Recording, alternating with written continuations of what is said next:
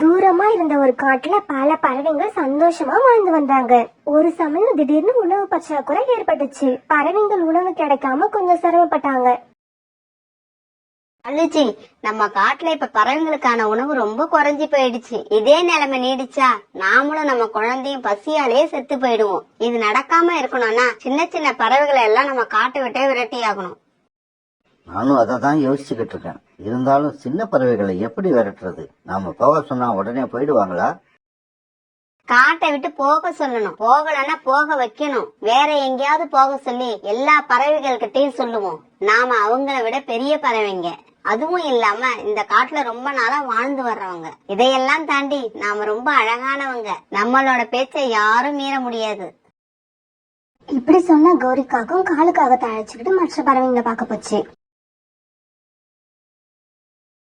இப்படி போல காலுக்காகவும் கோரிக்காகவும் புறாவை பார்த்துட்டு அதுகிட்ட போனாங்க.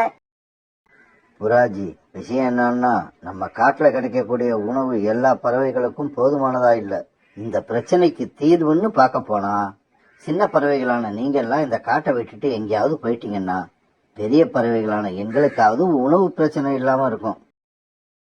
காலுஜி, நீங்க 2 பேரும் இந்த காட்டை விட்டு போனா கூட எங்களுக்கு உணவு பற்றாக்குறை இருக்காது. அதனால நீங்க இந்த காட்டை விட்டு போயிடுறீங்களா? எங்களை இந்த காட்டை விட்டு போக சொல்ற முகத்தை பாரு. ஓடு இங்க இருந்து. இந்த காட்டை விட்டு நீயா போகல, என் தம்பிங்களை கூப்பிட்டுக்கிட்டு வந்து உன்னை அடிச்சு ஓட வைப்பேன். இந்த பேச்சுக்கெல்லாம் பயப்படுறவன் நான் இல்ல, உன் தம்பின்னு இல்ல. உங்க அப்பாவை வேணாலும் அழைச்சுக்கிட்டு வா, நான் இங்கேயே வெயிட் பண்றேன். காலுஜி, இந்த புறா இப்படி எல்லாம் சொன்னா கேட்காது. இத வேற மாதிரி டீல் பண்ணணும். முதல்ல நாம போய் சோனா குருவியையும் கிளியையும் விரட்டுவோம். அதுங்கதான் நாம மிரட்டினாலே பயந்து போய் ஓடுற பறவைங்க. போங்க போங்க, எங்கேயாவது போங்க. ஆனா இன்னொரு தடவை என்கிட்ட வந்துடாதீங்க. பிறகு காலுக்காகவும் கோரிக்காகவும் ரொம்ப கோபமா அங்க இருந்து கிளம்பி போனாங்க. இப்படி போனா அவங்க நேரா கிளியோட வீட்டுக்கு போனாங்க. இவங்க போன சமயம் கிளி கூட சோனா குருவியும் இருந்தது. சோனா குருவி, கிளி, இந்த காட்டுல இனிமே நீங்க இருக்க போறீங்களா இல்ல நாங்க இருக்கணுமா? நாங்க இப்ப புறா கிட்ட கூட இததான் கேட்டுட்டு வரோம். கோரி அக்கா, என்னாச்சு? ஏன் இப்படி பேசுறீங்க? நம்ம எல்லாருமே இந்த காட்டுல இருக்கிறதுல என்ன பிரச்சனை? இப்ப இந்த காட்டுல உணவு கிடைக்கிறது ரொம்ப கஷ்டமாயிடுச்சு. தொடர்ந்து சின்ன பறவைகளான நீங்களும் இங்கேயே இருந்தீங்கன்னா எங்களுக்கு உணவு கிடைக்கிறது இன்னும் கஷ்டமாயிடும். நாங்களும் எங்க குழந்தைகளும் பசியால சாக விரும்பல. இதுக்கு தீர்வு என்னன்னா நீங்க எல்லாரும் இந்த காட்டை விட்டுட்டு வேற எங்கேயாவது போயிடுங்க. காலேஜி, நாங்க இந்த காட்டுல வருஷக்கணக்கா இருந்துகிட்டு இருக்கோம்.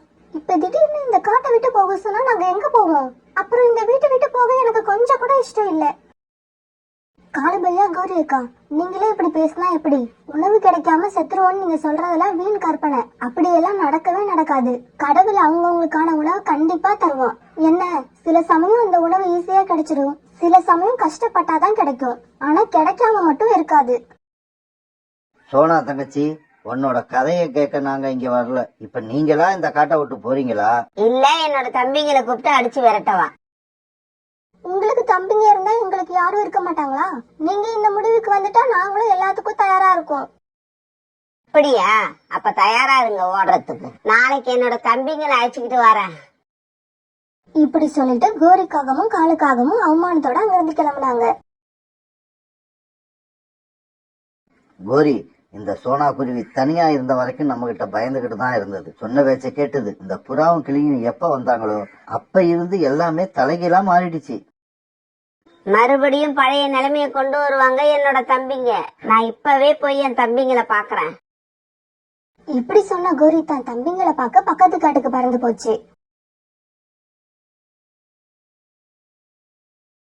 இப்படி பறந்து தன் தம்பிங்களை பார்க்க போன கோரிக்காக்கும் தன்னோட தம்பிங்க இருந்த நிலைமைய பார்த்துட்டு அதிர்ச்சி ஆயிடுச்சு. தம்பிங்களா, என்னடா ஆச்சு? ஏன் இப்படி கிடக்குறீங்க? அக்கா, நேத்து ஒரு பஞ்சாயத்துக்கு போனோம். போன இடத்துல கொஞ்சம் சண்டை ஆயிடுச்சு. வழக்கம் போல எங்களை அடி பின்னி எடுத்துட்டாங்க.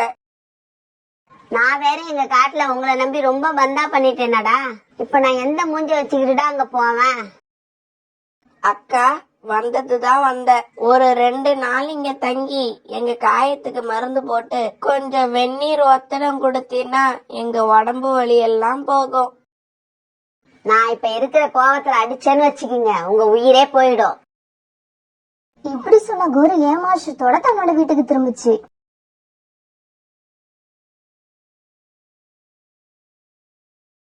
வீட்டுக்கு வந்த கோரி நடந்த எல்லாத்தையும் தன்னோட கணவர்கிட்ட சொல்லுச்சு.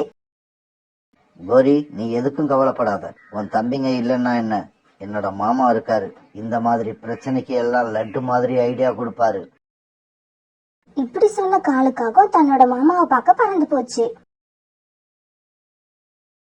அம்மா, நீனும் அப்பாவும் இந்த காட்டை விட்டு யார விரட்ட போறீங்க?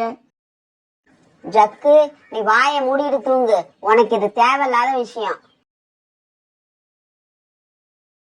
தன்னோட மாமாவை பார்க்க போன காலுக்காக மாமா கிட்ட எல்லா விஷயத்தையும் சொல்லுச்சு. இப்படி சொன்ன பேச்ச கேட்காத பறவைகளை எல்லாம் என்ன தெரியுமா பண்ணணும்? விஷத்தை வச்சு கொல்லணும். என்னது, விஷம் வச்சு கொல்லணுமா? ஆமாண்டா, நான் அப்படித்தான் செய்வேன். நான் வாங்கி வச்சிருந்த விஷத்துல கொஞ்சம் மீதி இருக்கு. இதை எடுத்துக்கிட்டு போய் மரத்துல இருக்க பழங்கள் மேல தெளிச்சு வையி. அப்புறம் பாரு இந்த மாமாவோட ஐடியா எப்படி வேலை செய்யுதுன்னு. இப்படி சொன்ன மாமா தான் கிட்ட இருந்த விஷத்தை காலு கிட்ட கொடுத்துச்சு. பிறகு காலுக்காக அந்த விஷத்தை எடுத்துக்கிட்டு வீட்டுக்கு பறந்து போச்சு.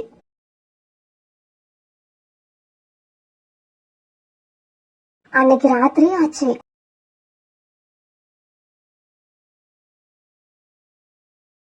ராத்திரி ஆன உடனே காலுக்காகவும் கோரிக்காகவும் விஷத்தை எடுத்துக்கிட்டு போய் அங்க கொய்யா மரத்துல இருந்த கொய்யா பழங்க மேல தெளிச்சாங்க. பிறகு யாருக்கும் தெரியாம தங்களோட வீட்டுக்கு வந்தாங்க.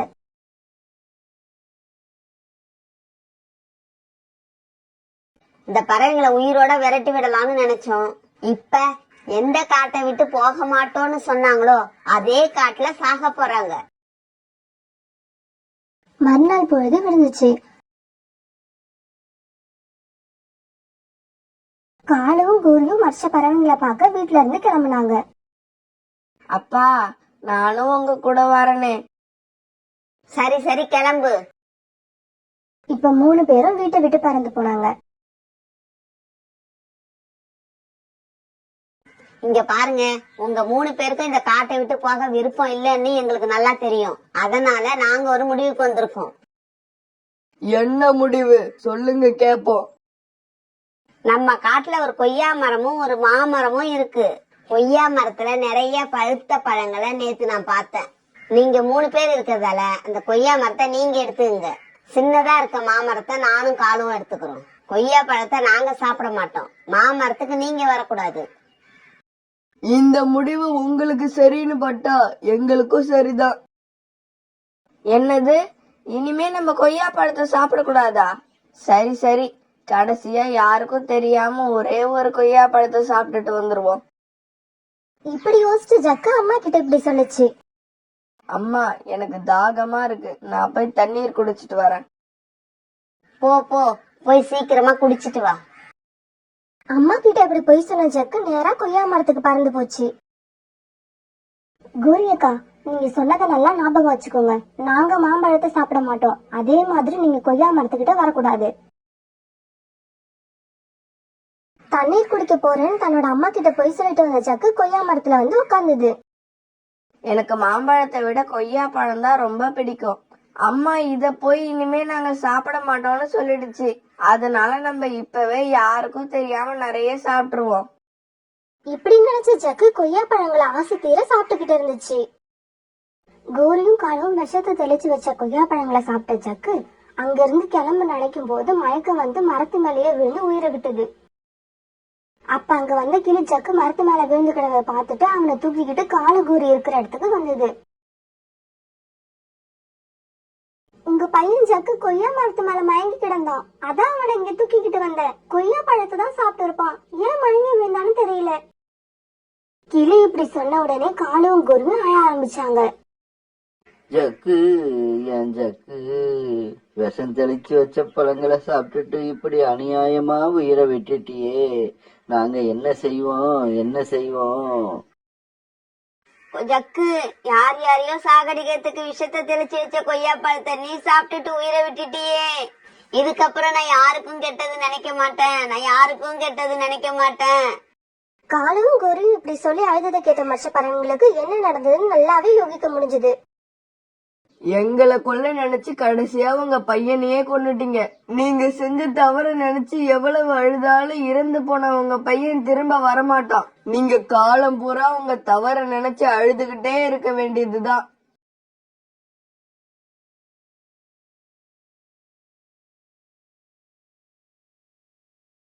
ஒரு முறை ஒரு காட்டுல ரொம்ப வறட்சி வந்துடுச்சு. பறவைங்களுக்கு உணவும் கிடைக்கல, தண்ணியும் கிடைக்கல. சின்ன சின்ன பறவைங்க எல்லாம் எப்படியோ அட்ஜஸ்ட் பண்ணிக்கிட்டு அந்த காட்டுலயே இருந்தாங்க. பெரிய பறவைங்களால அப்படி இருக்க முடியல. இந்த காட்டுல தாக்கு பிடிக்க முடியாதுன்னு தெரிஞ்ச உடனே கூட்டம் கூட்டமா அந்த காட்டை விட்டு தூரமா இருந்த காட்டுக்கு இடம்பெயர்ச்சானாங்க. இப்படி கிளம்புன நிறைய கழுகுகள் ஒரு மரத்துல தங்கி ஓய்வு எடுத்துக்கிட்டு இருந்தாங்க. அப்ப அவங்க கிட்ட ஒரு வயதான கழுகு வந்தது. பறவைகளே, நானும் நீங்க போற இடத்துக்கு தான் வாரேன். என்னையும் கொஞ்சம் கூடவே அழைச்சுக்கிட்டு போறீங்களா? ஐயா, நீங்களும் வயதானவரா இருக்கீங்க, எங்களுக்கோ வாலிப வயசு. எங்களுக்கு ஈடு கொடுத்து உங்களால பறக்க முடியுமா? பறவைகளே, எனக்கு அடிக்கடி குடிக்க தண்ணீர் தான் தேவைப்படும். மத்தபடி நான் உங்களுக்கு எந்த வகையிலும் குறைஞ்சவன் இல்ல. சரி சரி, நல்லாதான் பேசுறீங்க. எப்படி பறக்கறீங்கன்னு பாக்குறோம். வாங்க எங்க கூட. இப்படி சொல்லிட்டு மற்ற கழுகுகள் பறக்க பின்னாடியே வயதான கழுகு பறந்து போச்சு. அவங்க காடு, மேடு, நதி, ஏரி, பாலைவனம் இப்படி பல இடங்களை கடந்து பறந்து போய்கிட்டு இருந்தாங்க. ஆனா இந்த வயதான பறவை தான் அடிக்கடி தண்ணீர் குடிக்க எல்லாரையும் நிக்க சொல்லிக்கிட்டே இருந்துச்சு. பறவைகளே, கொஞ்சம் நில்லுங்க, கொஞ்சம் நில்லுங்க. இப்படி வயதான பறவை சொன்ன உடனே எல்லா கழுகுகளும் ஒரு மரத்து மேல உட்கார்ந்தாங்க. பறவைகளே, இப்ப நான் தண்ணீர் குடிச்சாகணும். தயவு செஞ்சு பக்கத்துல எங்கேயாவது தண்ணீர் இருக்கான்னு போய் பார்த்துட்டு வாங்க. ஐயா, இது வரைக்கும் உங்களால இந்த மாதிரி 4 இடத்துல உட்காந்து எங்களுக்கு ஏற்கனவே தாமதம் ஆயிடுச்சு. அப்புறம் ஒரு விஷயம், இந்த இடத்துல எங்கேயுமே தண்ணீர் கிடைக்காது. தயவு செஞ்சு அப்படி சொல்லாதீங்க. எப்படியாவது தேடி பார்த்து கொஞ்சமா தண்ணீர் கொண்டு வாங்க. நானும் உங்க கூடவே வந்துடுறேன். இப்ப தண்ணி வேணும்னா தூரமா இருக்கிற அருவிக்கு தான் போகணும். அங்க போய் தண்ணி எடுத்துக்கிட்டு வர்றதுக்குலாம் எங்களுக்கு நேரம் இல்ல. நீங்க வேற யார்கிட்டயாவது உதவி கேளுங்க, நாங்க கிளம்புறோம். இப்படி சொல்லிட்டு எல்லா கழுகுகளும் அந்த இடத்துல இருந்து பறந்து போயிடுச்சுங்க. அந்த வயதான பறவை என்ன செய்யறதுன்னே தெரியாம அழுதுகிட்டு அந்த மரத்து மேல உட்கார்ந்து இருந்துச்சு. ஜக்கு, இப்ப என்னோட டர்ன். ஜக்கு இப்ப கீழே இறங்க புறா ஊஞ்சல்ல ஏறிடுச்சு.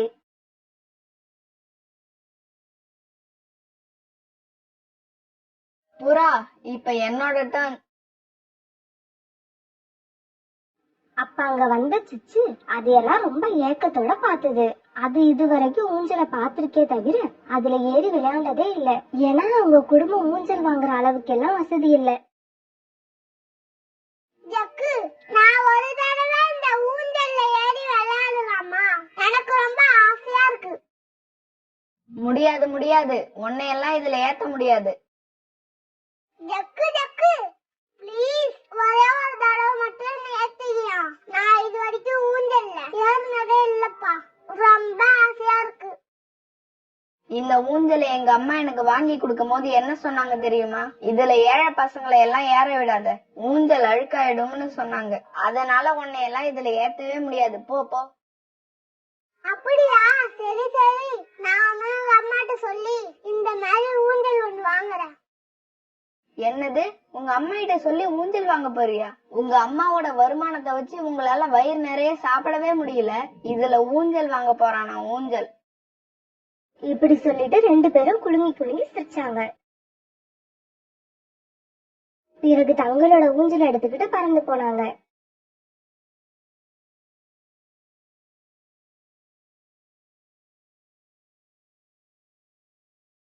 சிச்சு மட்டும் அங்க நின்னு அழுதுகிட்டே இருந்துச்சு. இந்த உலகத்துல யாரையா பிறந்துட்டா எதுக்குமே ஆசைப்படக்கூடாது. மரத்துல உட்கார்ந்திருந்த வயதான கழுகு இதையெல்லாம் பாத்துக்கிட்டு இருந்துச்சு. சிச்சு மேல பாவப்பட்ட அந்த வயதான கழுகு அதை தான் கிட்ட கூப்பிட்டுச்சு. சின்ன பறவையே வா, என்கிட்ட வா. அந்த வயதான கழுகு இப்படி கூட்ட உடனே சிச்சு அழுதுகிட்டே பறந்து போச்சு. ஆமா, உன் பேரு என்ன? என் பேர் சிச்சு. ஆமா, நீங்க யாரு? அத நான் அப்புறம் சொல்றேன். நீ ஏன் அழுதுகிட்டே இருக்க? நான் ஃப்ரெண்ட்ஸ் எல்லாம் என்ன யாருன்னு திட்டிட்டே இருக்கிறாங்க. அவங்க விளையாடும் போது என்ன சேர்த்துக்க மாட்டாங்க. உன்னை ஏழன்னு இவங்க ஒதுக்குறாங்க.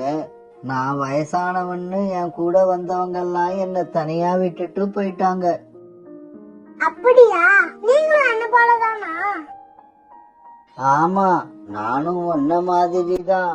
மத்தவங்களால ஒதுக்கப்பட்ட நாம 2 பேரும் நண்பர்கள் ஆயிடுவோமா? அங்கிள், உங்க கூட ஃப்ரெண்டானா? எனக்கு ரொம்ப சந்தோஷம். நீங்க எங்க வீட்டுக்கு வாங்க, உங்களுக்கு சாப்பிட ஏதாவது தரேன். நான் இப்ப கொஞ்சமாவது தண்ணீர் குடிச்சாகணும். அப்பதான் என்னால இந்த இடத்த விட்டே நகர முடியும். அப்படியா? அப்ப நீங்க இங்கே இருங்க, நான் வீட்டுக்கு போய் எங்க அம்மாவோட வரேன். இப்படி சொல்லிட்டு சிச்சு பறந்து வீட்டுக்கு போச்சு. அம்மா அம்மா, நம்ம வீட்டுல இருந்து கொஞ்சம் தூரத்துல ஒரு கழுகு அங்கிள் இருக்காங்க. அம்மா, அவங்களுக்கு ரொம்ப தாகமா இருக்கான். அவங்க ஃப்ரெண்ட் எல்லாம் அவங்கள தனியா விட்டுட்டு போயிட்டாங்களாம். சிச்சு, எதனால அவங்க ஃப்ரெண்ட்ஸ் எல்லாம் விட்டுட்டு போனாங்க? அம்மா, அந்த அங்கிள் ரொம்ப வீக்கா இருக்காரு. அவரால பறக்கவே முடியல. அம்மா, நம்ம அவருக்கு உதவி பண்ணணும். அந்த அங்கிள் கொஞ்சம் தண்ணி கேட்டாங்க. சிச்சி, நம்ம காட்டுல உள்ள நதி சுத்தமா காஞ்சு போயிடுச்சு. அருவியில போய் தண்ணி எடுக்கணும்னா 2 நாள் ஆகும். நம்ம வீட்லயே தண்ணி கொஞ்சம் தான் இருக்கு. நம்ம 2 பேரும் தண்ணி கொஞ்சமா குடிச்சு அட்ஜஸ்ட் பண்ணிப்போமா? அம்மா, எனக்கு தண்ணியே வேண்டாம். அந்த அங்கிளுக்கு சீக்கிரம் தண்ணி எடுத்துட்டு வாங்க. பிறகு சோனா குருவியும் சிச்சுவும் ஒரு பாட்டில்ல தண்ணி எடுத்துக்கிட்டு அந்த வயதான கழுகு நோக்கி பறந்து போனாங்க. இவங்க கொண்டு போன தண்ணி அந்த வயதான கழுகு ரொம்ப ஆவலா குடிச்சது. இப்ப என்னால நல்லா பறக்க முடியும். நான் நீங்க செஞ்ச உதவிய மறக்கவே மாட்டேன். கழுகண்ணா, இங்க இருந்து அருவி ரொம்ப தூரத்துல இருக்கு. இப்ப இருட்ட ஆரம்பிச்சிடும். அதனால நீங்க எங்க வீட்டுக்கு வந்து தங்கிட்டு காலையில கிளம்புங்க. சோனா தங்கச்சி, நீ சொன்னபடியே உன் வீட்டுல வந்து நான் தங்குறேன். ஆனா காலையில அருவிக்கு போகும்போது வழிகாட்ட சிச்சுவையும் என் கூட அழைச்சிக்கிட்டு போவேன். சிச்சுவை எப்படி நான் தனியா அனுப்ப முடியும்? சகோதரி, பயப்படாத. அருவியில நீர் குடிச்சிட்டு திரும்ப போறப்ப சிச்சுவை இங்க கொண்டு வந்து விட்டுட்டு தான் போவேன். அம்மா அம்மா, நான் இந்த அங்கிள் கூட போய் வருமா? எனக்கும் நிறைய பிளேஸ பார்த்த மாதிரி இருக்கும். ப்ளீஸ். சரி கழுகண்ணன், வீட்டுக்கு வாங்க. காலையில போறப்ப சிச்சுவையும் அழைச்சிட்டு போங்க. சோனா இப்படி சொன்ன உடனே சிச்சுவுக்கு ரொம்ப சந்தோஷமாயிடுச்சு. 3 பேரும் வீட்டுக்கு கிளம்ப போற நேரத்துல ஜக்கு தான் அம்மா கௌரியோட அங்க வந்தான். சோனா குருவி, உன் பையன் செஞ்ச காரியத்தை பாத்தியா? ஜக்கு தலையில எவ்வளவு பெரிய காயம் பாரு. இல்ல, நான் எதுவும் செய்யல. எனக்கும் அந்த காயத்துக்கும் சம்பந்தமே இல்ல. சிச்சி, நீ வாய மூடு. சோனா, என் பையன் ஆசையா கேட்டானேன்னு அவனுக்கு நேத்து தான் ஊஞ்சல் வாங்கி கொடுத்தேன். இன்னைக்கு அதை மரத்துல கட்டி என் பையன் ஆசையா விளையாண்டுகிட்டு இருந்திருக்கான். அப்ப அங்க வந்து சிச்சி விளையாட ஊஞ்சலை கேட்க ஜக்கு கொடுக்க மாட்டேன்னு சொன்ன உடனே வயிறு எரிஞ்சு அழுதுருக்கான். அந்த வயிற்றுச்சலாதான் என் பையன் வீட்டுக்கு வந்து ஊஞ்சல் கட்டி விளையாடும் போது தவறி விழுந்து தலையில அடிபட்டுடுச்சு.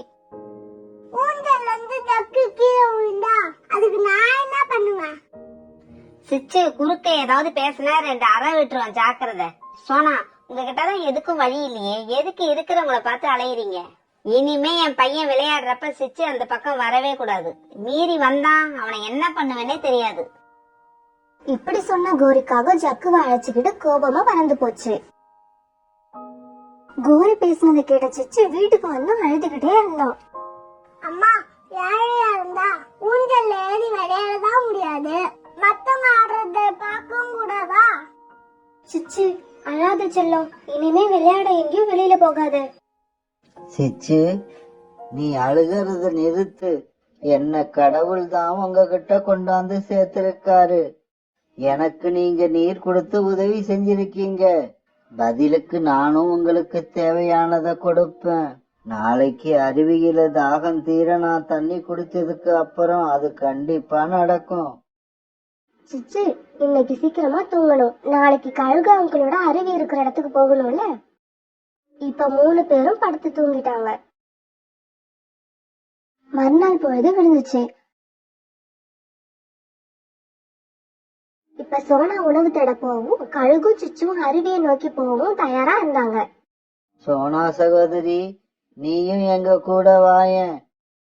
கழுகண்ண, எனக்கு உணவு தேட போக வேண்டிய வேலை இருக்கு. நீங்க சிச்சுவை அழைச்சுக்கிட்டு கிளம்புங்க. சிச்சுவுக்கு அருவிக்கு போற வழி நல்லா தெரியும். பிறகு கழுகும் சிச்சுவும் அருவியை நோக்கி பறக்க ஆரம்பிச்சாங்க. ஜக்கு, அங்க பாரு, சிச்சு கழுகு மேல சவாரி பண்ணிக்கிட்டு வரான். சிச்சுவா அது? அவனுக்கு இப்ப ரொம்ப ஜாலியா இருக்கும்ல. சிச்சு, அந்த 2 பேரும் நேத்து ஒன்ன அள வச்சவங்க தானே? ஆமா அங்கிள், அது இவங்களேதான். இப்ப பாரு அவங்கள நான் என்ன பண்றேன்னு. இப்படி சொன்ன கழுகு எச்சம் விட அது நேரா ஜக்கு முகத்திலையும் புறா முகத்திலையும் போய் விழுந்தது. இத பார்த்த சிச்சு விழுந்து விழுந்து சிரிச்சான். சிச்சு, அருவிக்கு இன்னும் எவ்வளவு தூரம் இருக்கு? இன்னும் கொஞ்சம் தூரம் தான் அங்கிள். அந்த மலைக்கு அடியில் தான் அருவி இருக்கு. இப்ப 2 பேரும் அருவிக்கு வந்து சேர்ந்தாங்க. கழுகு தன்னோட தாகம் தீர அருவியோட தண்ணீரை குடிச்சுக்கிட்டே இருந்துச்சு. யாரும் இவ்வளவு தண்ணி குடிச்சு சிச்சு இது வரைக்கும் பார்த்ததே இல்ல. ஆச்சரியமா கழுகு பார்த்துக்கிட்டே இருந்துச்சு. ஒரு வழியா தண்ணி குடிச்சிட்டு கழுகு சிச்சு கிட்ட வந்துச்சு. அங்கிள், தாகத்துக்கு தண்ணி குடிச்சிட்டீங்களா? குடிச்சிட்டேன் சிச்சு, குடிச்சிட்டேன்.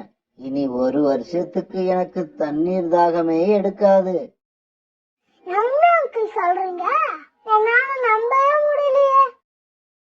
உன்னால நம்பவே முடியாத சக்தி எல்லாம் என்கிட்ட இருக்கு. இப்ப நான் உனக்கு தேவையானதை கொடுக்க வேண்டிய நேரம் வந்துடுச்சு. இந்த இடத்துல எனக்கு தேவையானது எதுவுமே இல்லையே. சிச்சு, 1 நிமிஷம் உன் கண்ணை மூடு. அப்புறம் நான் கண்ணை திறன்னு சொல்றப்பதான் நீ திறக்கணும்.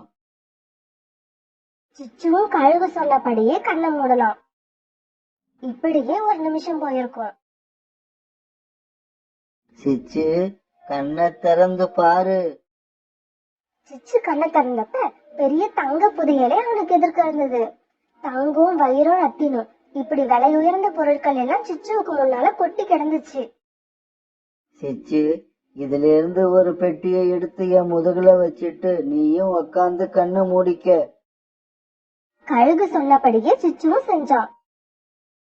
சிச்சு, இப்ப நீ கண்ணை திறக்கலாம். சிச்சு கண்ணை திறந்து பார்க்கும்போது அவனோட வீட்டுல இருந்தான். கடவுளே, என்ன இது? சிச்சு இவ்வளவு தங்கம் ஏது?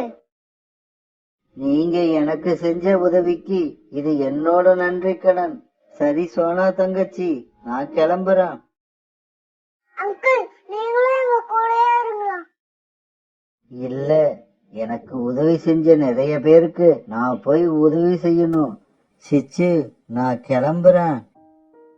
இப்படி சொல்லிட்டு கழுகு பறந்து போக சோனாவும் சிச்சுவும் தங்களோட வாழ்க்கைய ரொம்பவும் சந்தோஷமா வாழ்ந்தாங்க.